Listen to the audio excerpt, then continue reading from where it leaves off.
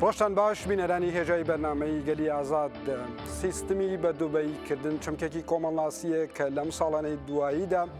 لە باشووری کوردستان بۆ پرۆسسی ئابووری و ڕەوتی پێشوەچوونی کۆمەڵگە بەکار دەبرێت. بەرپرسانی سیاسی لە باشووری کوردستان نەتەنیا هیچ کێشەیەکیان لەگەڵ ئەم چەمکە نیە، بەڵکو زۆر جاران بە شانازیەوە دەڵێن ئێمە باشووری کوردستان دەکەین بە دووبەی. باشووری کوردستان چۆن بە دووبەی کراوە، پرۆسسی بە دووبەیکردن چ ناکۆکی و ناتەباییەکی لەگەڵ پرۆژەی نەتەوە سازی هەیە. ئەی پرۆژەی نەتەوە سازی لە باشووری کوردستان بەکوێ گەیشتووە؟ بۆ وەڵامدانەوە بەم پرسیارانە بەڕێز هەندرێن شاعر و ڕخنەگر هەروەها مامۆستا لە بەشی ئاداب لە زانکۆی سۆران لە باشووری کوردستان ئێستا لە ئەستودیۆ حازرە. کاکەندرێن بەخێر بێ. زۆر سپاس. کاکەندرێن ئەگەر هەڵە نەبم پێم وایە ساڵ و نیوێک لەمەوبەر بوو ئێمە باسێکی دیکەمان هەر سەبارەت بە دووبەیکردن لە باشووری کوردستان ئەو ڕوژاند لە بەرنامەی ئاژانسە کە ئەو دەمن پێشکەشکاری بووم. ئێستا باشووری کوردستان و سیستمی بە دووبەیکردن لە ڕاستیدا تەنیا لە باڵەخانەی بەرز و لە هوتلەکاندا و لە هەروەها لە گەڕەکەکانی ئەڵمانی و ئینگلیزیدا کورت ناکرێتەوە، بەڵکو هەموو ئاست و جەمگەکانی کۆمەڵگەی باشووری کوردستانی گرتووە. ئێوە پاشخانی تیئۆری و فکری ئەم سیستەمە کە هەموو باشووری کوردستانی بە شێوەیەک داگرتووە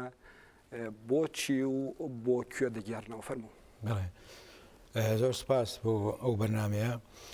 هەڵبەتە ئێمە دەی بزانین کە سیستەمی بە دووبەیکردن دووبە خۆی دەتوانین بڵێن شارێکە یان هیچ بەشێکە لەو وڵاتانەیە کە پێدەێن کەنداوی عەرەب، بەڵام لەوەی گەورە دووبە خۆی شارێانی پایتەختە. بەڵام ئەو سیستەمی کە ئێمە پێدەێن بە دووبەیکردن ڕاستیەکەی ئێوە دەزانن یاخود بینەران گوێگران دەزانن کە شتێک هەیە ناوچەمکی سیاسی پێی دەگوترێ ڕێند ستەیت وانیا یاخود مەسەڵەن دەوڵەتی نەوتی. ئەوە ئەسڵ و ئەساسی لەوەی هادیە. دەوڵەتی نەوتی چییە؟ لەو وڵاتانێک کە بە تایبەتیش خۆت ئێوە دەزان ینی پاش شەڕی جیهانی و بە تایبەتی لە بەتوانن لە ناوەڕاستەکانی سەدەی 20 ڕابردوودا ئەو وڵاتانە بەدەستی ئینگلیز و ئەمریکا و ئەوانەوە یانێ با بڵێن ڕۆژ ئاواوە ساز کرا. ئەوانە هەمیان با بڵێن پێشتر دەوڵەت نەبوون، نەتەوەژ نەبوون، ینی لەو بیابانە لەوێن دەردا کۆمەڵە خەڵک با بڵێن خەریکی مەڕ و ماڵات و بەخێوکردنی عشتر و لەو بابەتشتانە بوون. بەڵام ئەو وڵاتانە هەمیان دیارە لە ڕووی سامانە سروشتەکانەوە نەوتێکی زۆریدا، نەفتێکی زۆری تێدا هەیە. بەماناش دیکەیانەوە سیستەمی سەرمایەداری لە ڕۆژ ئاوادا هەر لە وڵاتانە ئەو وڵاتانە بەبۆی سامانی نەوتی چۆن بتوانی بەرهەم بهێنی ئەو وڵاتانەی ساز کرد. ئەوانە بریتینە لەوەی کە کۆمەڵە شەریکاتی گەورە و کۆمپانیای زەبەلای جیهانی لەوێژ دەکا کە ڕاستیەکەی من ڕێژەکەم نووسی وەڵام لەبیر نما ئێستا ڕێژەیەکی زۆر. من یەک پەرەنسێکی بچووک هەر لەسەر تاییدی قسەکانی جنابەت دووبەی بۆ خۆی دەزانین کە سیستەمێک کە لە دووبەی هەیە وەکو بڵێن حکوومەت ئەمە هەتا ساڵی هەفتاکان پاش کۆلۆنیالی ئینگلیز کە ئەو ناوچەی بەجێهێشت ناڕاستەوە خۆ لە ژێر بڵێن کۆنتترۆڵ و دەسەڵاتی ئینگلیزیە بوو هەتا هەفتاکان ڕاستیانە بەڵام ئەو ئیمارەت ستەیتە یان ئەوانە خۆ دەزانی ینی بریتە لە کوێت لە دووبەی لە بەحرێن لە ئەبوزبەی هەتا دوایی کۆمەڵە وڵاتێکن. مەبەستمەوانەیە بەهۆی ئەوانەوە ساز کرایە کە ڕاستە زیاتر کۆمەلگای یان جواتی بچووکن. بەسەرەن دووبەی خۆی دانیشتوانی ملیۆنێک و هەندێکە ینی ئەوانش کە مەسەن هەموو کۆیەوەی ینی ڕەنگە مەسەن هەمووی ئەو کۆی ئەو هاوڵاتی و ئەو کەس و ئەو شەریکات با بڵێن نییە ئەو کەسانن کە ڕەنگە بەشێکی هەرە زۆریان خەڵکی دووبەی نەبن وەکو دانیشتوانانی وەکو ئەسڵ و ئەساس و ڕەچەڵک. لەوێن دەردا مەسەن شەریکات لەوێ ئیش دەکات. دووبەی بۆ بوویتە نمونە لەبەرەوەی زیاترین مەسەن ئاوەڵایی و با بڵێن لە ڕووی ئەو سیستەمە سەرمایەداری و بەرهەمهێنان و فرۆشتن و وەکردنی بە بازاڕێکی کۆمپانیایەکی گەورە جیهانی بۆ هەموو شەریکە زەبەلاکانی دنیا لەوێن دەر زۆر باشتر بۆ ئەو سیستەمێک کە ڕێکخرایانی واتە بە پابند بەو سیستەمەی کە ڕۆژ ئاوا دەیەوێ لەوێن دەرجێ بەجێکرایە زیاتر لەوێ ئەو سیستەمە بەرچاوترە ینی واتە کۆبوونەوە و کۆمبوون و زیاترین شەریکاتەکانی دنیا لە دوبەینە. ئەجینا وڵاتەکانی تریش هەمووان هەمان شتە لە دوبەی مەسەن چۆن ینی ئەسڵ و ئەساسی خۆیەوە دەزانانی ینی دوبەی بریتووە مەسەن لە کۆمەڵە خێڵ سەرەتا یانی هەمووی مەسەن خاوەنی چەند عشترێک و هەندێک ئەرزەوی زاروانە بوون و دوای ئەوانە کە ئینگلیزەوەی دروست کردی تر ئەوانە هاتن ئەو خێڵانە لە بەخێوکردنی و کۆچەریەوە بۆ ناو دوبەی شاری دوبەی کە لەوێن دەردا ئەوانە هەمیان خاوەن شەریکاتن بە هاوپەیمانی یاخود بە پەیوەندی لەگەڵ شەریکە گەورەکانی دنیا ئیتر ئەو پارەی نەفتی داهاتی نەفتی دەدرێتە هاوڵاتیان لەوێندەر کە وەکو بڵێ وەکوتمانانی ئەوە نەمێژوەکی هەیە نەکێشەی هەیە نە پاشخانەی وا بڵێن نەتەوە و خەبات و با بڵێن نیە تایبەتمەندێکی هەبووە کورت و پڕ ئەو وڵاتە با بڵێن بە نمونەترین شێوەی تەکنەلۆجیای سەرمایەداری وەکو بازاڕێکی گەورە دروست کرا. ئەوە بە کورتی توانین بڵێن سیستەمی دوبەیە ینی سیستەمی دوبەی ئابووریکرد بە ئەو بەس دوبەیکردنە ئەلەو دوبەیەوە هاتیە. لە کوردستان پاش ڕوخانی ڕژێمی بەحسەوە خۆزان مەسەن ئەو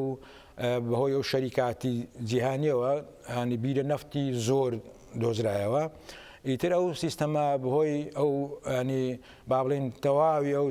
تەواوی دروستکردنی عێراق وەکو مێژوو یان لە پاشەڕی جیهانیەوە خۆ هەر ئینگلیز و بە تایبەتی ئینگلیز دروستی کرد لەژێر با بڵێن کۆلۆنیالی ئینگلیز بووە هەر لەسەر ئەو سیستەمە با دەتوانین بڵێن بانی سوود وەرگرتن لە خێر و لە داهات و لە سامانە سروشتیەکانی ئەو وڵاتەوە زیاتر چاوی بەشێکی هەرە زۆری چاوی لەو لایەنەوە بووە. ئیتر ئەوە بەهۆی بەخشینی هەموو داهاتەوە هاوکاتیش هاوپەیمانی و بردننی سامانی نەفت و دانی پارە وهێنانی شەریکات بە هەمان شێوەی دوبەی ئێستا مەسەن تەمەشا دەکەی دەبینی لە کوردستان و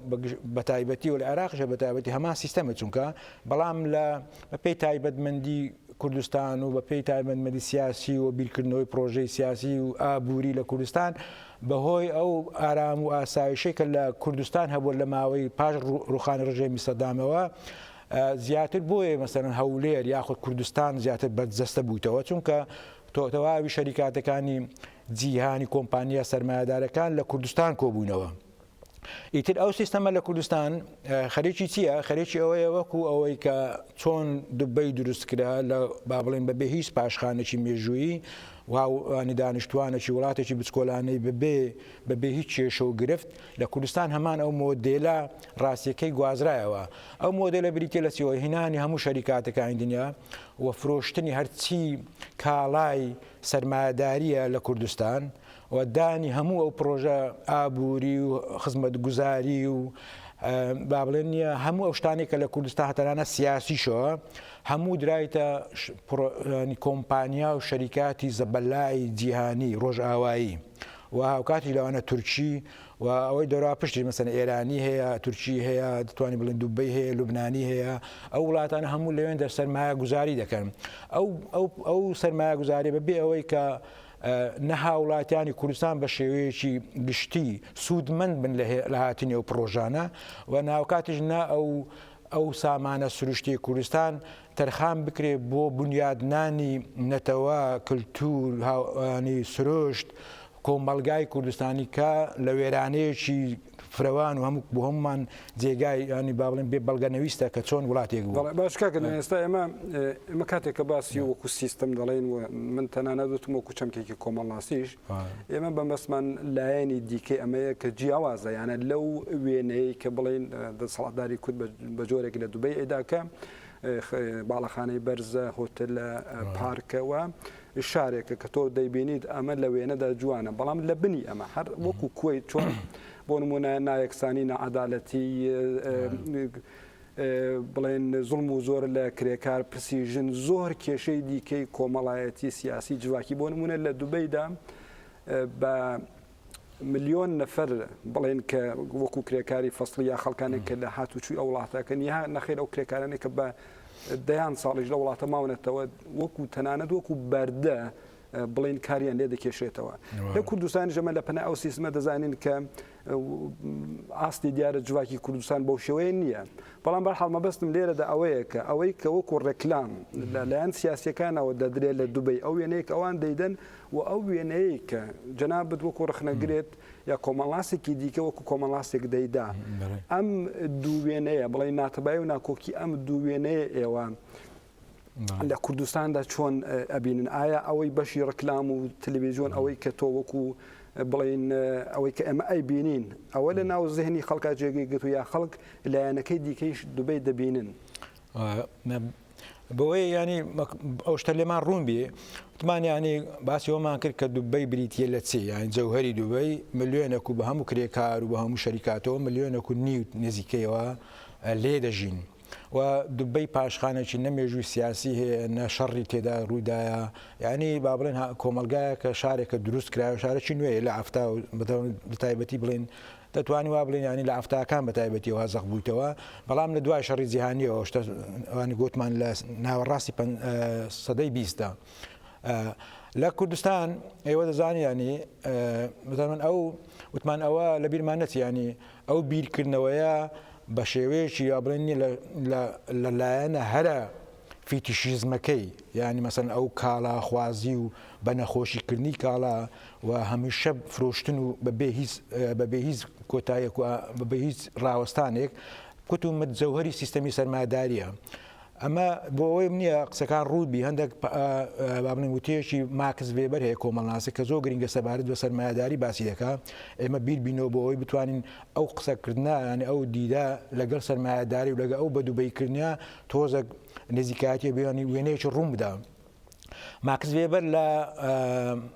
پرۆتستانتیزم و ڕۆحی سەرمایەداریدا باسیەوە دەکات کە سەرمایەداری سیستەمی سەرمایەداری هەموو شتێک دروست دەکات و هاوکاتش هەموو شتێک لە ناو دەبا دین نەتەوە کللتور مرۆڤ هیچ شتێک بەهای نامینێ و ئامادەی هەموو شتێک ساز بکات لە پێناوی هەمیشە قازانج و هەمیشە کاڵا دروستکردن و هەمیشە فرۆشتنی کاڵایەکانی ئەو سیستەمە ئێمە پێمان وانە بی ینی مەسەن ئێستا لە دووبەی گوتمان بەپێ هیچ ئەو کێشانێکە لە ئەو مێژووە ئەو پێکاتەیە ئەو تراژیدیا و کارەسات و هەموو وێرانکاریەی لە کوردستان هەیە کە بریتیە بەلای کیمیەوە لە 5 ملیۆن زیاتری دانیشتوانی کوردستان بەڵام لە دووبەی کە نزیک گوتمان ملیۆن نیوەکە ئەگەر تۆ هەندێک دکۆمنتار دیتبی لە دووبەی کە چۆن مەسەن بۆ نمونە کارمەندی دەستی کاری وڵاتە فەقیرەکانی مەسەن وەکو چینە وەکو فلیپینە وەکو بەنگلادیشە وەکو پاکستانە ئەفغانستان هانی کۆی چۆن دەهێنرێن دەکرێنە کۆیلا لەو بازاڕانە لەو شەریک و کۆمپانیا گەورانە بۆی بە هەرزانترین دەستمایە و زیاترین بەرهەمیان پێ بەرهەم بێنرێ ئەوە لە دووبەی کە گوتمان بریتە لە هەمووی تەواوی عقلیەت و سیستەمی سەرمایەداری و سیستەمی سیاسی سیستەمی دیموکراتی ڕۆژئاوا سەرپەرشتی ینی واتە بەستەواوی ئاسایشی عقلی ئەوروپا سەرپەرشتی ئەو دووبەیە دەکە ئەو هەموو شەریکا دەکە بەڵام لەوێن دەر کارمەند بۆ ئەوەی بە شێوەیەکی ونیە گوتمانیانی بە هەموو شێوەیەک بتوانانی بەرهەمی پێ بهێن سەرمایە پێ دروست بکەساز بکرێ بەڵام بە کەمترین ماف بە کەمترین دەستمایە لەوێن دەر سوودی لێوەردەگیرێ و هەتانانات نییە بە هەموو شێوەیەک دەکرێتە کۆیلا لە ئەو ماڵە دەوڵەمەند و خاوەن شەریکە و کارگانەوە ئەوجەوە لە کوردستان ئەگەر تەماشاکەی مەسەن گوتمانیانی کوردستان تەواوی مەسەلەن سەتا ڕەنگە هەشتای گوند و سروشت و دێهات و کوردستان وێران کرا بوو هەموو هاتە ناو شار و هاوکاتیش مەسەلەن تەواوی مەسەن تۆ بە هەزاران خێزانی شەهیدت هەیە و کۆمەلگایە کە بنیاتی ژێرخانی هەموو وێران کرایە و هاوکاتیش مەسەن دەبینی مەسەن لەو ململانەی سیاسی و پاشخانی شەڕی ناوەخۆ لە نوهەتەکان و ئەنفال و ئیتر بە تعریب و گۆڕاگواستن و بە بەحسیکردن و ئەو هەموو تێکەڵ و پێکەڵە مێژووە تراژیدی وێرانە خاکەی کە لە کوردستان هەبوو ئەو سیستەما یعنی بێ کۆمپانیا بۆ بەرهەمێنان بێ توپڕ لەوێن دەر حکمی خۆی بکە ئیتر ئەوە لە کوردستان ئێستا دەبینین ئەو هەموو ئەو بێزاری ئەو مەسەن دەعجان بوون هەراسانی خەڵک هاوڵاتیان مەسەڵەن نییە بەرزبوونەوەی لە ماوەیەکی 15 ساڵدا بەرزبوونەوەیەکی بێڕادەی ینی لە نووسین بەدەر لە بینی هەژار و لە بینی دەوڵەمەند لە بینی مەسەن ملیۆنێر و لە بینی کەسێک کە مەسەن بە هەزاران هاوڵاتی کە خاوەن مەسەن 10 منداڵە 8 منداڵە 9 منداڵە بەبێ ئەوەی هیچ موچەیەکی هەبێ و لە بازارش کاری بەدەست ناکەوێت چونکە ئەو کۆمپانیانە مەسەن ئێستا تەماشاکەی بەشێکی هەرە زۆری کە ڕێژەکان خەڵکی کوردستان و بەگشتی دەزان بە هەزاران کۆمپانیای تورکی مەسەن لە کوردستان کۆمپانیای سینی کۆمپانیای ئینگلیزی کۆمپانیای مەسەن فەڕەنسی نازانم ئەمریکی ئەوانە بە تایبەتی لە دەرا پشتی خۆی هەموو کرێکارەکانی خۆی هینایە هێزی کاری هەرزان بڵین لە هند و لە ئەوانە هەموو هێزی کاری خۆی هینایە ئیتر هاوڵاتانی کوردستان بەهۆی ئەو هەموو پاشخانەوە هەموو نەداری و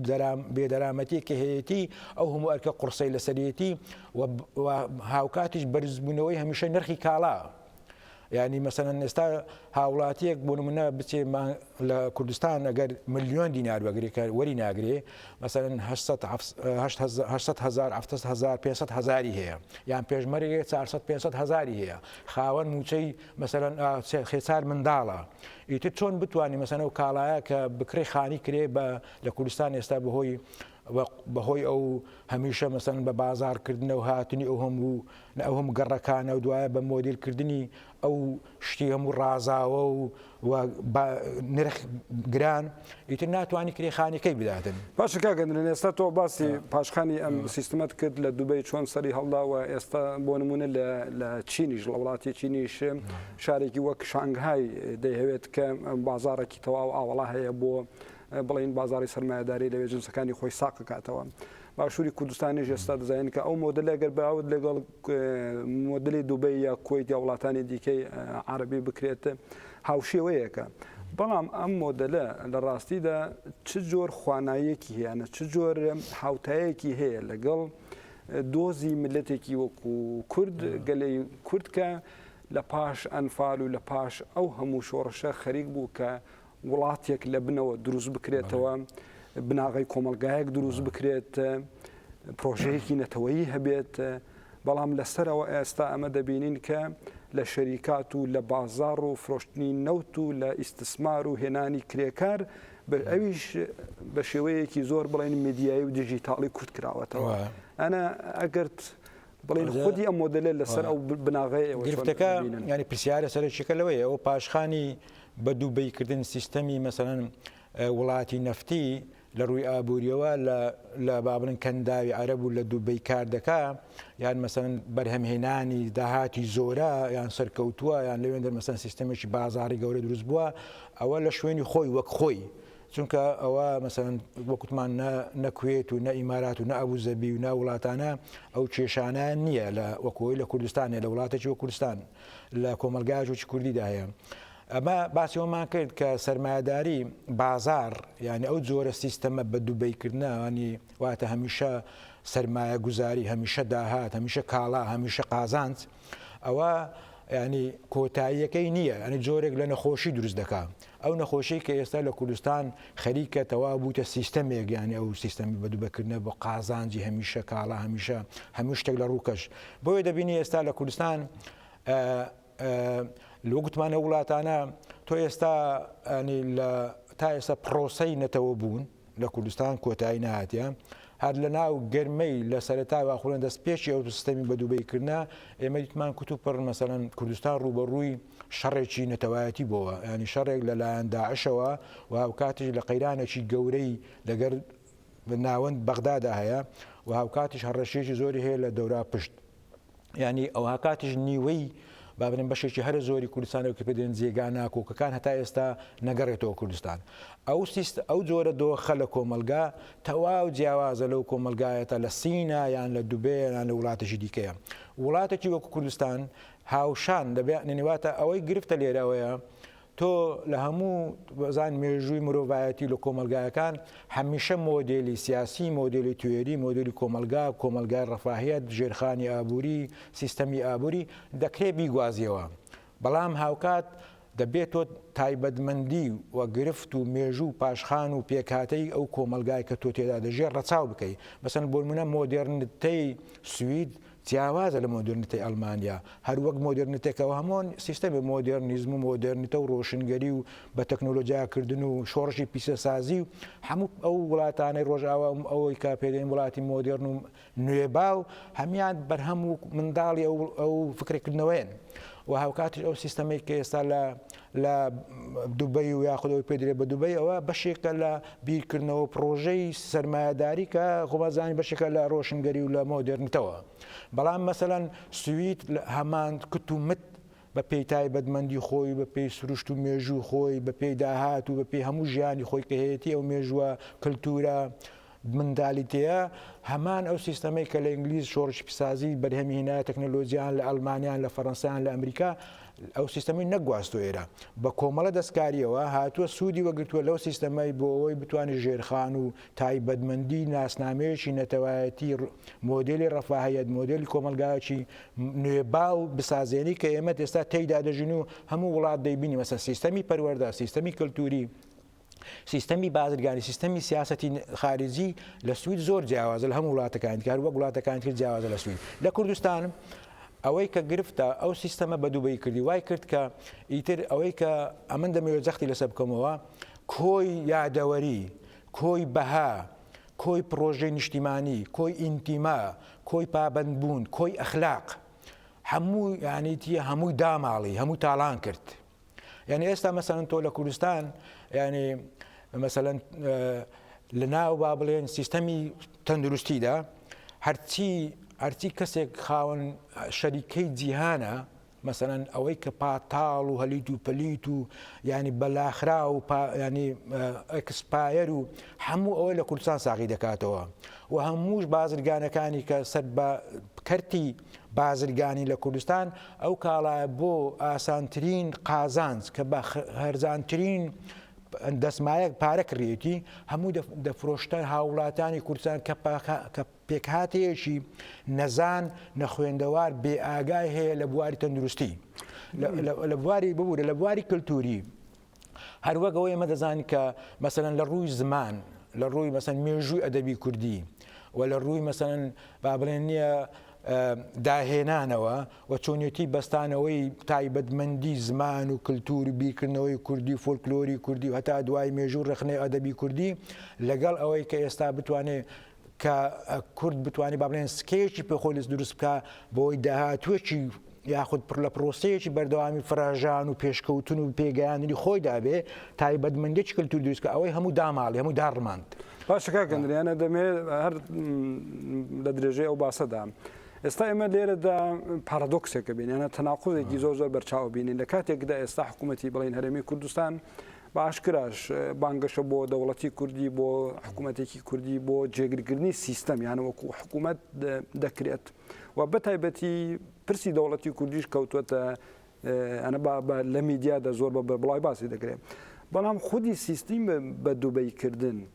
ئەوەی کە بە کەرتی تایبەتیکردن ئەوەی کە فرۆشتن یانە فرۆشتنی خەستەخانە بگرە هەتا زانکۆ بگرە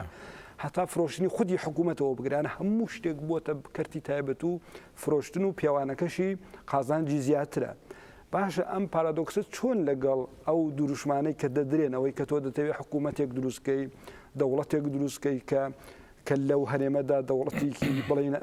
ئەوەی کوردیە بەڵام لە ڕاستیدا ئەم بڵین بناغەکانی ئەم دەوڵەتە ئەوەی کە لە چاکبژیەوە بگرە بڵین بەشی ڕەفا لە خوێندنەوە بگرە لە شوێنەکان لە هەمووی ئاستەکانی دیکەەوە بگرە فرۆشراوە مەسەن بۆ نمونە ڕەنگە ئێستا کەرتێکی بڵین کەرتی خەستەخانە کەسێک سەرمایه‌دارێک کە خەڵکی تورکیایە خەڵکی چینە مەسەلەن بڵین خاوەنی مەسەلەن بڵین خەستەخانە بێت بۆیە خودی دەوڵەت بۆ خۆی بۆتەوە دژی خۆی یانە خودی بڵین ئەم سیستمی بەدوبەیکردن ئەم تەناقوزە گەورە ئەم تەناقوزە چۆن هەڵدەکە یانە هاوکات کە ئەو دروشمانە هەیە بەڵام کۆمەلگاش بەو شێوەیە دەفرۆشێت و هەرزان بڵین تاڵان دەکرێت. هەڵبەت ئەو پەرۆدۆکسە یانە هاودژیە لە ناو خودی سیستەمی سەرمایه‌داری هەیە لەبەرەوەی لەلایەکەوە نیە ینی خۆی بە خاوەنی هەموو شتێک دەزانێ بە نەتەوە دەزانێت ینی مەسەن کاڵا لە شوێن نەتەوە دادەنێ کە بۆی پێی دەگەێت و کاڵا یعنی نۆڕم و بەها و نەری دروست دەکاتن واکاتی بیرکردنەوە دروست دەکات بەڵام سروشتی ئەو گوتمان ئەو سەرمایهداریە بەهۆی ئەو فتیژیزمە ینی ئەو نەخۆشی وا بەستەبوونا ئیدمان بوونا بە کاڵا بە مادە بە قازانج ئەوە وا لێ دەکا مەسەن بە خۆی ئەو پەرۆدۆکسە نەبینی لە کوردستان ینی بڵێن ئەو بە کورتی ئەوەی کە ئەمە لە لای بە ڕوانگەی وانەوە قسە بکەین سیستەمی حکوومەتی کوردستانی حیزبی کوردی بەگشتی ئەوەیە کە پێیان وابووە مەسەن ئەوەیە کە بەهۆی ئەو هێنانی ئەو هەموو شەریکە و کۆمپانیایە بۆ کوردستان سەرمایە گوزاری دەکا ئەوە وا دەکاتن کە مەسەن زیاتر سەرنج و پشتگیری و لە بۆی بەرژەوەندی دەبی لە کوردستان پشتگیری بۆ کوردستان دروست بێ ئەو کاتەش بەرەبەرە مەسەن ئەو بازرگانیە ئەو سەرمایە ئەو بەرژەوەندی کە شەریکات و کۆمپانیای زلی زەبەلای ئەمریکی و ئەوروپی و ڕۆژئاوای و تا دوای هەیەتی لە کوردستان ئەوە وا دەکا کە با بڵێن نییە ئەجندای ینی دەوڵەتی کوردی زیاتر مەسەن بتە نێونەتەوەی و ئەوە بەرژەوەندی وانەوا دەکا لە دەرەوە لە ڕووی سیستەمی سیاسیشەوە ئەوانە بێن پشتگیری لە سربەخۆبوونی کوردستان کەم بۆی قازانجی خۆیان ینی با بڵێن دابین بکەن بەڵام ئەو سیستەمە ئەو بیرکردنەوەیە لە هێنانی داعشدا ینی مەسەن تۆمەشای بکە زۆر بەڕوونی دەرکەوت مەسەرەن هەر با بە نمونە بڵێن کە تورکیا گەورەترین یەکێ بزانم لە هەموو کەس دەزانی کە ئامار هەیە گەورەترین دەسمای هەیە سەرمایە و سەرمایە گوزاری هەیە لە کوردستان بەڵام لە هاتنی داعش هیچ هەڵوێستێکی نەبوو لە کاتێکا مەسەن بەرژەوەندی ئابووری تورکیا کە زۆر گرینگە لە کوردستان لە ڕووی ئابووریەوە و هەتا لە ڕووی سیاسیەوە بەڵام تەمەشا دەکەی مەسەن تورکیا هیچ هەڵوێستێکی تایبەتی نەبوو بەرامبەرەوەی کە لە کوردستان بێ سەرماگوزاری خۆی بپارێزی هەر وەک مەسەن ئەو هەموو کۆمپانیا و شەریکاتە لە کتوپڕکەت خەریک بوو مەسەن هەمووی بکەوتێ دەست داعش و تێک و پێک بچێ و هیچ ئەو وڵاتانە مەسەن دیتمان مەسەن هەڵوێستێکی تایبەتیان نەنوان بارەت بەوەی کە دەبێ ئەو وڵاتە بەهۆی ئەوەی هەڕەشە لەسەر بەوەی داهاتێکی سامانی سروشتی زۆرە نەفتی زۆرە بەرژەوەندی ئەوروپای تێدا هەیە بابیکەنێ دەوڵەت و بتوانین بەهۆی سەرباز و سیستەمی سیاسی و نازانم لە یەکێتی ئەوروپاوە بیپارێزین ئەوان نەکرد هەتا بەستەنها ئەوە ماوە هەر دەبینین کە مەسەن پاراستنی بەرژەوەندی خۆیان بەڵام سیستەمە کوردستان کە ئەوەی پیشاندا یعنی ئەو دۆخە ئەو ڕووداوە پێشاتە ئەوەی پیشاندا کە ئەوەی کەوا دەکا مەسەن ئابووری هاتنی ئەو هەموو کۆمپانیا گەورانە بەرژەوەندی ڕۆژاوە لەوێ ئەوە مەسەن کوردستان ناکاتە دەوڵەت ڕاستیەکەی هەمان ئەو پرۆژێ ئەگەر بێت و بە دووبەیی بێ یان نا کە بە دووبەی بێ ئەوە زیاتر دەبێتە هۆی ئەوەی باتوانین بڵێن نیە سڕینەوەی زاکیرە و ئیرادە و خواست و بەرنامە بۆ دەوڵەت چکە دەوڵەت یعنی ئێستا سەرمایە کاڵا پارە قازانج جێگای نەتەوەی گرتوتەوە لە کوردستان یعنی ئێستا مەسەن ئەو شتانێک کە هەموو دەکرێت بەشێکە وتمانێ بەشێک یەشێک لە هەرە سەر ڕاکێشەکانی ئەو سیستەمی بە دووبەیکردنە سەرمایە داریە ئەوەیە کە هەموو شتێک ڕیکلام بێ مەسەن تۆ بۆ نمونە ناوی چییە خوتبەی مەلایەک هەمان خوتبەی هەمان ڕیکلامی شەریکایەتیش کۆمپانیای گەڕەکی ئینگلیزی ئیتالیە یان مەسەڵەن بۆ نمونە ئەو بابلێن دەرمانێکە بۆ ئەوەی کە تۆ چۆن چێژ لە سێکەس وەگری یان چێژ لە خواردن وەگری خوتبەی مەلاش هەمان شتە هەمان شێوەیە مەسەڵەن بۆ نمونە ئەگەر تەماشاکەین بەرامبەر ئەو پەرۆدۆکسەی بۆی تەماشاکەین ڕاگەاندنی بابلێن ڕیکلامی بانگەشەکردنی بۆ دەوڵەتی کوردی کوتومەدوانیە ڕێگای شەریکات و کۆمپانیا و بازرگانی و خزمەتگوزاری و ئابووری و نەفتەوە یەک فەرقی نییە لەگەڵ مەسەن خوتبەی مەلا بەشیری کە دەڵێ مەسەن بەهەشت کوتومەد وەکو بازار نیشتیمان وایە عەلاگەیەکی دەست دێ و هەرتێیکە یعنی مەسەن تەماشا دەکەی یعنی ئەوە هەموو دەبێتە جۆرێک ینی ژیان دەبێتە جۆرێک لە ڕیکلام بۆ فرۆشتن و بۆ ئەوەی کە تۆ زیاتر جەزبی ئەوەی بکەی بۆ جەزبی خۆت بکەی هاوڵاتیان مەسەن نییە با بڵێن کڕیارەکان کە تۆ سەرمایەکەت باشی فرۆشی لە ڕووی سیاسیەوە هێزێک دێ و کارە دەکا مەسەن بۆ نمونە لەبەرەوەی دەتوانین بڵێن ژانێک یان ئەوەی کە دێت پۆستراومایەک یان خەمێکی برینێکی گەورەی نەتەوایەتی هەیە سیستەمی سیاسی لە کوردستان بۆ ئەوەی بتوانێت ناویچی ئەوەی بۆ خۆی جەزب بکاتن ئەو هەمیشە ئەوەی بێتەوە بۆ ئەوەی قازانجەکە ئەو سیستەمێک کە هەیەی ئابووریکردن و بەدووبەیکردن بپارێزی پەرەی پێ بدا دەبێ هاوکات شان بەشانی ئەوەی وەکو چۆن ڕیکلام بۆ سیستەمەکەی دەکا سیستەم بۆ دەوڵەتی کوردیش بکە سیستەم بۆ سەر بەخۆیش بکە ئەگەر وانە بێ و سیستەمە ناگوێت ئەجا ئەو پەرۆدۆکسە نیە جۆرێکە لە هەم ئاگایی و هەم بەشێکە لە کۆنسپتی لە خۆی پاکەتی یان چوارچێوەی سندوقی ئەو سەرمایه‌داری ئەو بەدووبەیکردنەکە لە کوردستان هەیە ڕێکلام داگیر کراوە ئێستا. ئێستا ئەگەرەمە لە مەنتالیتی یانە بڵێن لە فکری سەرمایه‌داریەوە بچین زۆر یانە حسابێکی زۆر ئاسانی مەتماتیکە کە یانە قازانجی سەرمایە قازانج سەروی هەموو شتێکە لە سیستمی سەرمایه‌داریدا. بەڵام ئەمە دەبینین کە لە کوردستانیش بۆ نمونە ئەگەر قازانجی سەرمایه‌داری لەگەڵ دەوڵەتی عێراقدا بێ لە پەیوەندی لەگەڵ نەوتاگە لەگەڵ دەوڵەتی تورکیادا بێ ئەگەر لەگەڵ شەریکاتێکی دیکەدا بێ ئیتر ئەم بانگەشەی ئەوەی کە سەرمایه‌داریان بڵێن ئەمڕۆ نەفت و ئەو بازاڕی کە لە باشووری کوردستان هەیە دەتوانێت دەوڵەتی کوردی دروستکە زۆر ئاسان بڵێن لەم حساب بە مەتماتیکەی سەرمایه‌داری دەزانین کە بە فەشل دێنێت ڕاستی دەرناکەوێت. بەڵام ئەگەر ئەمە جیاواز لەوە بینەوە سەر ئاستی کۆمەلگای باشووری کوردستان وتمان هەموو ئاستی جمەکانی کۆمەلگای باشووری کوردستانی داگیر کردووە. بەڵام هاوکات پرۆژەیەکی نەتەوەیش یانە خۆڕزک نە ئەوەی کە وەکو مانیفستۆی پارتیەک یا حزبێک یا حکوومەتی هەرێم هەبێ، بەڵام کورد بۆ خۆی خولیای کورد حەزی کورد بڵێن شۆڕشی کورد هەمووی لەسەر ئەساسە بووکە پرۆژەیەکی نەتەوەی هەبووەکە بگا بە سەروەری خۆی بگا بە سەروەری نەتەوەی خۆی. ئەم بە دووبەیکردنە یانە چ کاریگەریەکی لەسەر پرۆژەی بڵین نەتەوەسازی پرۆژەی بوون بە وەدەستێنانی سەروەری کورد وەکو ئەتنیکی کورد کردووە. ئەمە ئاماژەمە پێکرد گوتمان ینی دەکرێت سیستەمێک لە شوێنێک وەرگیرێ ئەو سیستەمە بەڵام هاوشان دەبێت تۆ بەشداری لەو سیستەمەدا بکەیت دەبێت تۆ دەست و پەنجەی لەگەر نەرمکەی دەبێت تێکی هەڵشێڵی بۆ ئەوەی بتوانێت لەگەڵ ئەو پرۆژە گەورەیەی کە تۆ هەتا یان ئەو خەونایان ئەو ئامانجەی نەتەوەی کۆمەلگایەکە هەیەی بە پێی تەبیعەتی خۆی بۆ ئەوەی خۆی ساز بکا بێ ینی بۆ ئەوەی داهێنان بکە بۆ ئەوەی بتوانێت ئامانجەکانی هەم ئابووری یان ئابووریەکە لە خزمەتی مثلەن پرۆژە نیشتیمانیەکەی کولتوریەکەی بی نەتەوە سازیەکەی بی. بەڵام ئەوەی لە کوردستان دەکرێت پێچوانەکەیەوە مەسەلەن ئێستا دوبەی یان ئۆبوزبەی ئەبوزەبی یان کوێت یان بەحرێن نازم یان سعودیا پێویستی بەوەی نییە پرۆژەی نیشتیمانی بکە ڕاستیکە لە بەرەوەی پێشوەخت ینی با بڵێن کۆڵەگە و شتێکی هەیە بەناو چوارچێوەی ئاسایشی نەتەوایەتی ئاسایشی دەوڵەتی شتێکە ناوی کوێیتە ناوی ئەبوزەبیە ناوی هەتا دوایی. بەڵام لە کوردستان شتێکی لە گۆڕنی لە پرۆسەیەکی یانی تەب لە هەوی ئالۆزی بەڕێگاوەدایە کە کەس نازانی سروشتی چۆن دەبی. بەڵام ئەوە لە کوردستان پێویست بوو مەسەن ئەوەی جێگای سەرنجە تۆ تەمەشاکە لە منتیقەی با بڵێن لە ناو خەڵکێکی هاوڵاتێکی گوندی دێهاتی کە هیچ خوێندەوارێکی نییە تۆ تەمەشاکە مەسەن ئەوەی کە تۆ باز پرۆژەی نەتەوایەتی کێشەی لە چێدا دروست دەبێ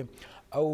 نەخۆشی پابند بوونە یان ئیدمان بوونە بە کاڵا بە فرۆشتن و بە قازان چ لە هاوڵاتی مرۆڤ دەکات چۆن زاکری دەسڕێتەوە چۆن هەموو شتێکی پرۆژەی نەتەوایەتی تەنانەت دینی و ئەخلاقی دەسڕێتەوە. هەموو ئێستا مەسەن دوکاندارێکی تەمەشاکە هاوڵ گوندی کە دەروێشە یان مەسەلەن عاجیە نەخوێندەوارە دەستەعجێ هەموو شتێکی دەکا. بەڵام مەسەلەن تەمەشاکە دەچی لە دوکانەکەی شتێکی دەکڕی ئەوە وەکو نمونەیەک دێ پێت دەڵێ مەسەن تەمەشا چۆن زاراوە بەکاردێنی چۆن زاراوەی یان بیرکردنەوەی سەرمایه‌داری بکردنەوەی بازاڕی لەلای بەبێ ئەوە هیچ ئاگایەکێ بێەوەی چۆن پەروەردەی دەکا یان چۆن مەسەنەن بەهایەکان گەورەکانی دینیە نەتەوایەتیە گوندیە سروشتیە ئەخلاقی بەهای با بڵێن نییە دابوونەریدی کوردیە کە لە سروشتدا پێی بەخشراوە کە چۆن بە شێوەیەکی ئاسان دەیسڕتەوە پێت دەڵێ ئەو مەسەلەن ئەو گوێزە یان ئەو مەسەلەن ئەو پەنیرە ئەجنەبیە یانی ئەو ڕوپیە خارجیە زۆر دەرەجەیەکە فولە تەمەشاکە ئەو زاراوان دەرەجەیەکە فولە بیلادیە. بەڵام پێ دەڵێ مەسەن ئەو گوێزە ئەو هەورامیە یان مەسەن ئەو پەنیرە باڵەچیە پەنیرەکە دەستی دووەمە دەرەجە دووە هەر بەخۆی مەسەلەن تەمەشاکە ینی چۆن ئەنی بەها یان مەسەلەن کەلوپەلی یان مەسەلەن شتی هاو نیشتیمانی ناوەکی خۆی بێبایەق دەکات. ینی نۆرمی بازار و سەرمایه‌داریە کە بڕیارەدا کامە کاڵا لەیەکە و کامە کاڵا چونکە ئەو سیستەمە دێ مەسەلەن بۆەوەی مەسەلەنەوە پێویستی بۆی قازانج بێ کۆمەڵک ئەوە بازرگان چ کوردی چ بێگانە ئەوە هەمووی قۆڕغی کردیە مەسەن هەموو کەناڵەکان و جومگەکانی بازاری قۆڕ کردێ بۆ ئەوەی ینی کاڵاکانی خۆی ساب بکاتەوە دەبێ لە بەرامبەر ئەو کاڵانەکە هیچی بێبایەق بکە مثلا ڕیکلامی وە لە ڕێگای ڕیکلامکردنەوە لە ڕێگای مەسەن ئەو شانەوە فولە دەرەجەیەکە بیلادیە زۆرە ئەزنەبیە ئەو ئەزنەبی بوونە ئەوە نیە بوو زۆرێک لەوەی کە هەموو شتێک لە دەرەوە دێ بایەخدار و زۆر چاکە زۆر باشە بۆ هەموو شتێکی بۆ ژیان ئەوە کەسێکی هاوڵاتیی نەخوێندەوار دیندار بتەمەشاکە دەبینی چۆن ئەو پەڕەدۆکسەی مۆڕاڵی لەلای نامینێ مۆڕاڵی دینی مۆڕاڵی نیشتیمانی مۆڕاڵی گوندی لەلای نامینێ ئەوە بۆیە ینی مەسەلەن نەتەوە سازی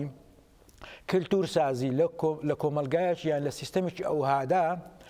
بێزگە لەوەی کە وەکو ڕیکلامێ بێزگە لەوەی کە دەبێتە مەسەر قوربانی یان مەسەن جۆرێک لەوەی کە بۆ ئەوی تەنها مەسەن یاریەک بۆی هاوڵاتیان قەنەعات پێبینی کە ئەمن هێشتا لەسەر پرۆژەیمە بۆ ئەوەی ئەو سیستەمە بە هەمیشە لە ڕەوازی داهبێ و هاوکار لەو بەدەم ئەو پرۆسانەوە بەدەم ئەو هەموو ڕیکلامکردنەوە لە بینی بازار و لە بینی پرۆژەی نەتەوایەتی و سەربەخۆوە بەرەبەرە زاکیرەی یادەوەری ئەخلاق بەها هەموو شتەکان لە هاوڵاتی کوردی دادەڕمێ وەکو ئێستا داڕمایە کە زۆر بەدەگمەن تۆ کەسێک دەبینی مەسەڵەن غەمی نیشتیمانی هەبێ مەسەڵەن ئەو سیستەمە گوتمان فیتیشزمەکەی لە چیدایە نەخۆشیەکەی ئیدمانەکەی لە چیدایە بەوەیە کە هەموو شتێک هەرچی بەهایە هەرچی مرۆڤایەتیە هەر دینە نیشتیمانە مەسەڵەن ژنهێنانە خوێندنە پەروەردەیە تەندروستیە نازانم چییە هەموو بێزگە ئەوانە ئامرازن ئەوەی کە ئەوانە هەمویان کەرەسەن بۆ ئەوەی بتوانانی قازانجەکەی بەدەستبێنی یعنی لەو سیستەمەدا شتێک نییە کۆتایی بێ مەسەن نییە بۆ نمونە تۆ کاڵا دەفرۆشی تو ئابوو دەستمایی یاخود شەریکە و کۆمپانیای گەورە دەینی بۆ ئەوەی تۆ بتانی ژێرخان و بنیاتی مەسەن ناوەوەی مرۆڤی کورد مەسەن وێرانبوونی خاک و خۆڵ و جادە و گوند و سرشت و سەرمایە و کانی و یعنی با بڵێن زاکیرە مێژووی چاک بکەیتەوە نا باشکەکەن لە ئاڵگۆڕێکی ئاوادا کە ئێستا ئەوەی کە بڵین لە باسەکەشدا دەردەکەوێت یانە لە 2023 بە دو ئاڵگۆڕێکی یەکجار بڵین گەورە سیاسی جوواکی کۆمەڵایەتی کولتوری لەو هەرێمە بەهۆی ئەم پرۆسە و پرۆسزی بە دووبەیکردن ڕوویداوە یانە بە جۆرێک دەتوانین بڵێن کۆمەلگای ژێر و ڕوو کردووە لە باشووری کوردستاندا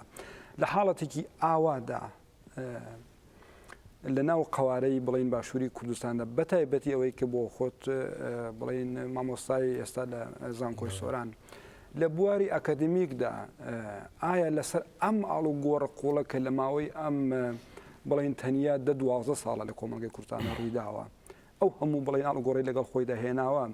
ئایا لێکۆڵینەوە ئایا بڵین لێکۆڵینەوەلێکی مەدانی یا دیکە کراوە لە بوارەدا کە بڵین گۆڕانێکی زۆر قوڵ و ڕێشەیی لە ماوەی 12 ساڵدا لە کۆمەلگایەکی کوردستانەوە ڕوو دەدات و دەکات ئاستێکی ئاوادا شتێک هەیە کە وەکو مەتریال یانە بڵین نووسینێکی ئاکادمی لێکۆڵینەوەیە کە ئێمە بزانین کە ئەو کۆمەلگایە بە چ ئاڵوگۆڕێکدا تێپەڕیوە لە پەیوەندی بەوەدا گوتمان ینی ئەو سیستەمە ینی سەر با بڵێن پارە یاخود کاڵا وای کردووە کە ئیتر هیچ شتێک ئەو سیستەمێک کە دەگوزارێ کەنجێ دەخاتە ژێر پرسیارانی بیلێ دەکاتەوە کۆمەلگایمە ئەوەی دەبێن بواری ئەکادمیە یان بواری ڕۆشنبیریە یان بواری کۆمەلگای مەدەنیە ئەو کاتێک کە قازانجی دەست نەکەوت ینی ئەوە دەیت مەسەن ینی ڕەخنەگرتنەکەی بەرەو ڕووبوونەوەی ئەو سیستەمەی لەوەدایە کاتێک کە قازانجی نەبوو کاتێک کە ئەو دەسمایی کە چاوەڕێی دەکا بەدەستینە بۆیە ڕاستیەکەی من بەبێ دوودڵی ئەوەندەی کە من بە دوادا چووم لە کوردستانی یەک تا ئێستا تەماشا ئەو هەموو تەلەڤیزیۆن و هەموو جەریدە و ڕۆژنامە و گۆڤار و مێدیایی بکە ینی بەدەگمەن نازانم کەسێک هاتبێ باسی ئیشکال و کێشەی ئەو سیستەمە و بڕق و ڕوچەلەکی و شێونەتی دروستبوونی و چۆنێتی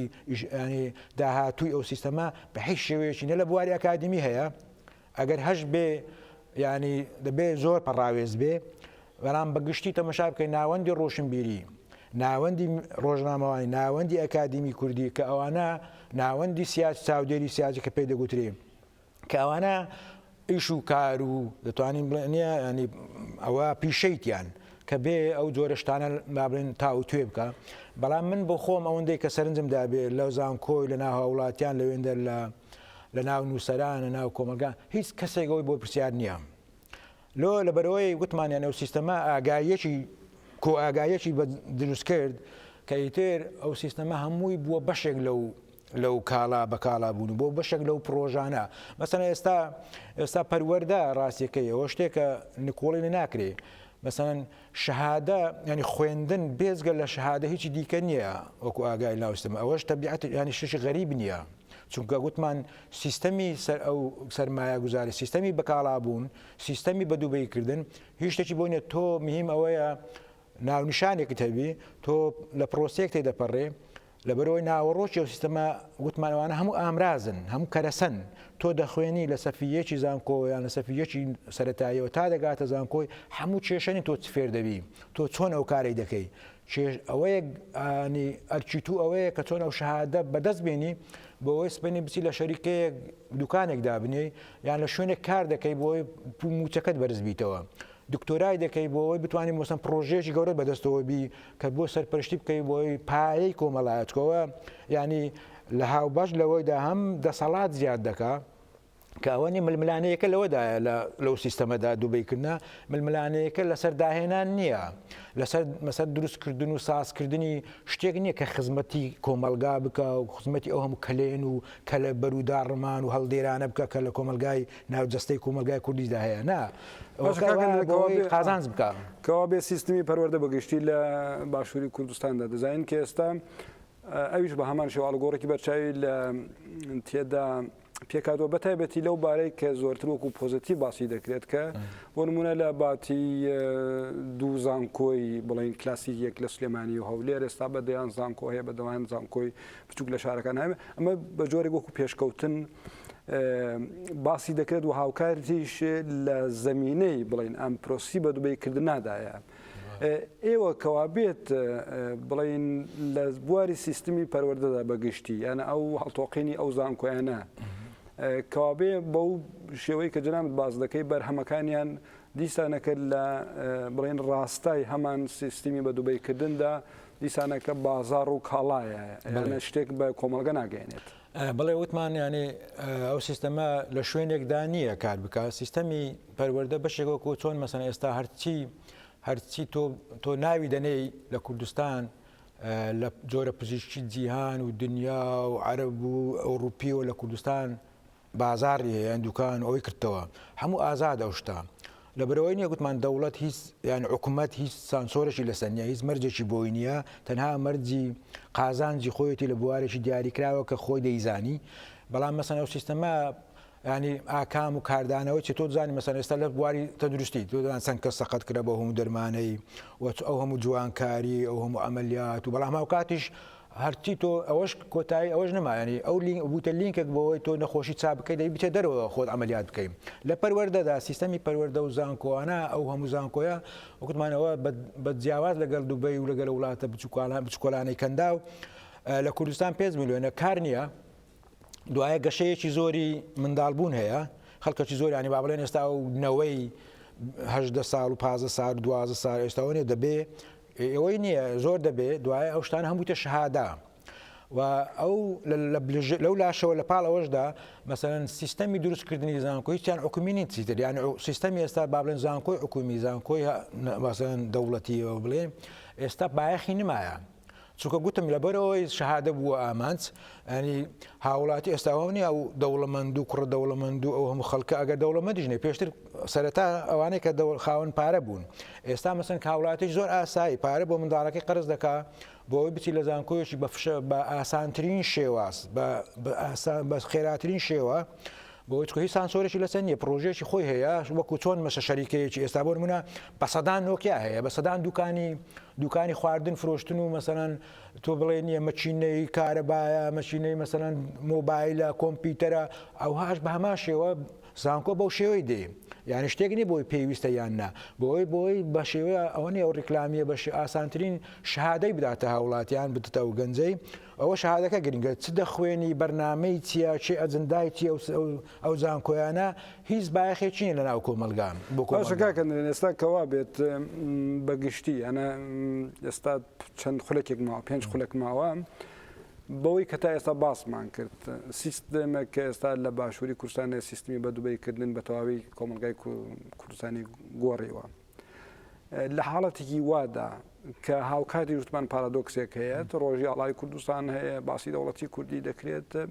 و سیستمێکیش هەیە کە لە دژی ئەمەیە لە ڕاستیدا یانەوەکو وەکو بناغە وایە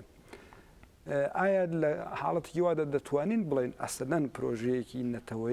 نەتەوە سازیانە پرۆژەی نەتەوە سازی لە باشووری کوردستان بوونی هەیە ئایا ئێمە نەتەوەی کورد لە باشووری کوردستان بەرەو ئەوە ئەچێت کە نەتەوە سازی بکات سیستەم دروست بکات یا ئەبوو ئەوە ئەچێت کە زیاتر دابڕمێت و بەهۆی ئەو سیستمەوە نییە ئێوە بەگشتی وەکو کۆبەندیەک لە باسەکە بە کورتی یانی ئەو سیستەما ئەوەی کە پێ دەگوترێ ئێمە مەسەن پێوە پەروەردەین بە شێوە کۆنێک کلاسیکی کە خسەر بەخۆی کوردستان و دروستکردنی کورد و نازانم نەتەوە و دەوڵات لە ناو پرۆژەیەدا دەبێ بخێتە ژێر پرسیاری لەو ئێمە ئەو بیرکردنەوەیە چونکە مەسەن گوتمانێستا چۆن ینی لە دووبەی تەواوی شەریکات و کۆمپانیا و سیستەمی سیاسی و عقلێتی ئەوروپا لەوێن بەڕێوەی دەبا ئەو کۆمەلگایە خۆی بازار دەفرۆشێ و زمان و هیچ شتێک نییە ڕاستێکە ناوی دووبەی بی چکە لەوێ زمان ئینگلیزیە دوای هەتوو میمەوەی بتوانانی لەگەر زمانی بازار قسە بکەین مهۆی ئەو بازارە هەمیشە بمێنێتەوە بۆی قازانج لە کوردستانیش لە داهاتوو لە ئێستادا ئەوەیانش باسەوە دەکرێت کە زمانی ئینگلیسی بێت ئێستا تۆ مەسەن لە کوردستان ئەگەر تۆ ئینگلیزی نەزانی هەر زمانشی بزانی باەخی نییە ڕاستیەکەی کوردیز یان ئێستا تۆ نەتەنها پێشانەوە بوو دەوڵەمەندەکان و سیاسیەکان ئەوانەی کوڕەکانی خۆیان کوڕ و کچەکانی خۆیان دەناردا ئەو کۆمەڵە مەکتەب هەیە لە وێندەکە بە ئینگلیزیوانە ئێستا نا ئێستا هاوڵاتێکی گوندی کوڕەکەی دەمێ کچێکی گوندیە کوڕەکەیتی لە گوندیە دەوێت بچ ئینگلیزی بخوێنی لەبەرەوەی ئەو کلتووە گوتمانیانێ ئەو بە بازاڕی بوونە ئەو بە ئەکاڵا بوونە ئەو فتیژیزمە ئەو سەرمایە گوزار قازانجا هەموو شتێک بێبایەق دەکە هەموو بەهایەک دەڕمێنی بەهای دیکەی هیبای خۆیە بەهای ئەوەیە کە تۆ مەسەن ئەو ڕۆەوەیە تۆ پایەت هەیە و تۆ گرینگە لە داهاتوودا هەموو شتێک بە ئینگلیزی تۆ ئینگلیزی بزانین لەبەوە لەگە شەریکاتەکان بتوانانی بەجێگات بیتۆ لە شەریکەیەکی مەسەن بەریتانی شەریکەیەکی فەڕەنسی شەریکەیەکی ئەڵمانی شەریکەیەکی ئەمریکی بتوانانی ئیش بکەی بتوانانی مەسەن سبەینە بچێت دەرەوە ئەوە گرنگ نییە تۆ بزمانی تۆ زمان وەگوتمانەوەی ئەوەی کە بگەڕێنەوە سەر وێبەری هەموو شتاندا دەڕمێنی سەرمایەداری ئەو سەرمایە و بەدووبەیکردنە بۆیە مەسەن ئێستا ئەوەیە کە بابڵێن بیرکردنەوەی ئەو کەم تێ بگەم ئەوها بە سادەیی بیرکردنەوەی ئەوەی کە پێی دەگوترێت سیستەمی سیاسی لە کوردستانەوەیە کە بەهۆی ئەو قازانجە نەفتیەکە هەیە لەوێ بەهۆی ئەو سامانە سروشتێکە لەوێن دەرهەیە بەهۆی ئەو بەرژەوەندیەکە هەیە لەوێن دەر ئابوووریە کە وەکو ئێستا پیشانیدا هەر چۆنێکی بێ مەسەن ئیلیتێک توێژێکی گەورە بە ڕاستی زەبەلا من مەسەن نییە بەبێ هیچ سڵەمینەوەیەک ئەوە شتێک هەبی لە کوردستان پێوەی ئۆپۆزیخۆن یان بەرهەڵسکاری ئەو سیستەمە بکار جێگای گومانە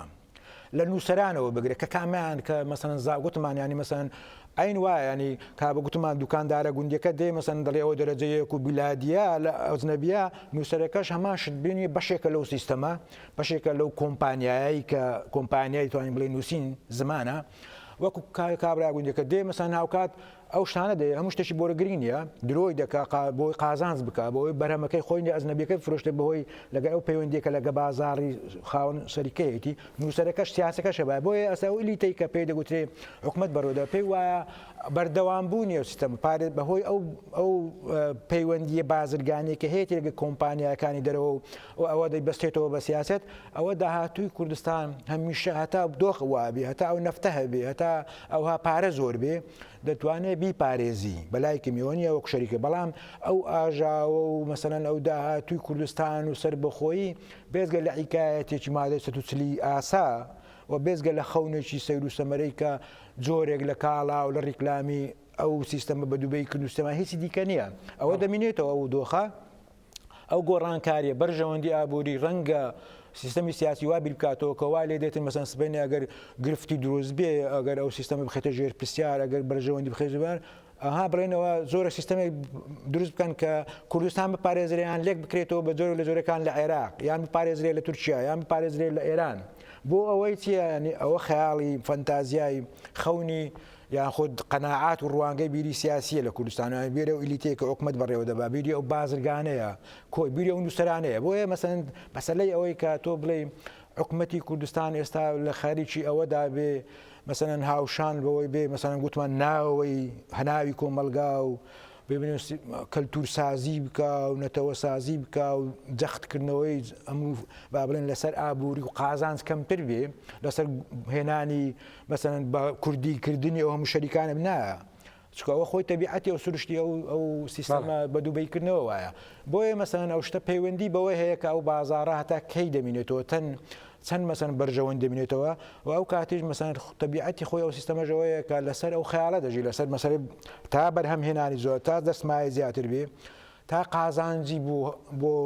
بۆ شەریکات و کۆمپانیای گەورە و ئەو کاتیوانە بەشێکی گەورە سیستەمی سیاسی لە پشتەوەیەتی لە ڕۆژاوە ئەو سیستەمە دەپارێزرێ ئەو بازاڕە ئەو با بڵێن ئەو کوردستانە دەپارێزرێ وەکو ئەوەی کە دیتمان لە کاتی داعشدا ڕاستیکە ئێستا هەموو شتێک لە کوردستان ینی مثلا هاوڵاتی کوردی لە ئەکادیمیا بگرێتاوە خاوەنی داهێنانی یەک و شەژ نییە و خاوەنی بڕگوژ نییە زۆر بە کورتی تەنها یەک خولەک کاتمان هەیە باش لە کاتێکی ئەوەدا شخصی هەندرێن بۆکو خۆی کە باسی سیستەمەکەمان کرد کە ئێوە لە بنەوە لە بڵین لەگەڵم سیستەمە نین دوایات لە زانکۆیەک دەرس دەڵێنەوە کە ئەو زانکۆی بەشێکە لە سیستەمەکە خۆت وەکو هەندرێن مەسەلەن چۆن بیر دەکەیتەوە لە فەوزایەکی ئاوای باشووری کوردستاندا وەکو خۆت زۆر بە کورتی وەکو خۆمە بیر دەکەمەوە من کەسێکم مەسەلەن ئەو بیرکردنەوەم هەیە پاشخان و مێژوەکەم هەیە کە من قوربانی بۆ ئەو وڵاتە و نەتەوەیدایە و بە خۆم خەونێکی بەو شێوەم هەیە من دەمەوێت مەسەن لە جیاتیەوەی لە ئێستاوەڕە لە دەرەوە ڕاقسە بکەم کە هیچ بایەخی نەبوو من مەسەن زۆرم نووسی لەسەر ئەوەی کە مەسەلەن یادەوەری و سیستەم و کوردستان و خەونی کوردی ئەو شتانە بەڵام لەوێن دەرمن دەتوانم ڕاستەوخۆ ئەوە خەونی بچکۆلانەی زۆر یعنی کایەکی یاخود فەزایەکی بچکۆلانەی منە کە من بتوانم ڕاستەوخۆ لەگەڵ ئەو نەوەیە کە ئەو سیستەمە بە ئابووریکردن و بە کاڵا و بە سەرمایهداری و بەدووبەیکردنە زاکرەی دەسڕێتەوە من بتوانم نییە بەلایکەمە ڕۆژانە ڕاستەوخۆ زاکرەوەی بەبیر بینمەوە کە داهاتوو مرۆڤ بەها ئەوە نییە کە تۆ بەست شەهادە وەگری بۆی کار بکەی چکە ئەوە شتێکی ئەوەیە خەونی مرۆڤ بە سروشتی خۆی بە تایبەتی کە خەڵکێک خاوەن سەر بە ئینتیمای بەبێ هەڵبژاردننی خۆی و قەدەر سەر بە شوێنێک و بە زمانێک و بە کەلتورێکە دەبێ خەونی گەورەی هەبێ کە تۆ لە جیهاندا ئامادە بێت کە تۆ دەبێت بەسەرەن ناسنامەی تایبەتی ناسنامەی تایبەت بە پارە دروست نابێت پارە و کاڵا چونکە وەکو ئەو پارە و کاڵا لە سویتەیە لە ئەوە ئەسل و ئەساسی خۆی هەیە تۆ جیاوازێکت نییە بۆی بۆیە من خەریکی باڵێن لە هەوڵەشی بێهودەدا لە تەقەلای ئەوەدامە کە بتوانم مەسەن بەلایەکی و کۆمەڵە بەها بێنمەوە کە ئاگایکی بچکۆلانە دروست بکەم زۆر سپاس بۆ تۆ بەڕێز هەندرێن سپاس بێوەش بەڵێ بینێرانی هێژارێرەدا گەیشتینە کۆتایی بەرنامەی ئەم جارەی گەلی ئازاد لە ئازادی و بۆ ئازادی بژین ماڵتەنەوە.